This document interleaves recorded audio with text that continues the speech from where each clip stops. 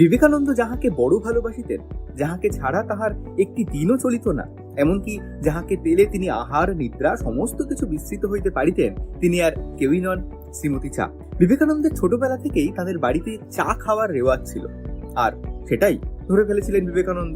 তার চা প্রেম এতটাই ছিল যে একবার কলেজে পড়ার সময় তিনি ফিরিঙ্গি পাড়া থেকে 5 আনা দিয়ে একটা কালিঝুলি মাখা কেটলি কিনে এনেছিলেন। একবার বিবেকানন্দের ভাই মহেন্দ্রনাথ দত্ত শারদানন্দ মহারাজকে জিজ্ঞাসা করেছিলেন, স্বামীজির যিনি গুরু ভাই ছিলেন, যে আপনি চা খাওয়া শিখলেন কোথা থেকে? তিনি বলেছিলেন, সবই তোমার ভাইয়ের কল্যাণে। চায়ের সঙ্গে বিবেকানন্দের এমনই এক অবিচ্ছেদ্য সম্পর্ক ছিল যে যেদিন তার পিতৃর বিয়োগ হয় সেদিনও সারাদিন কিছু খাওয়া দাওয়া হয়নি, কিন্তু চা তাঁর সঙ্গী ছিল। আবার যেদিন রামকৃষ্ণদেব ইহলোক ত্যাগ করলেন সেদিনও সারাদিন কিছু না খেয়ে দিয়ে তিনি খেয়েছিলেন শুধুমাত্র চা। তাহলে বুঝলেন তো চায়ের সঙ্গে বিবেকানন্দের সম্পর্কটা ঠিক কতটা প্রেমের।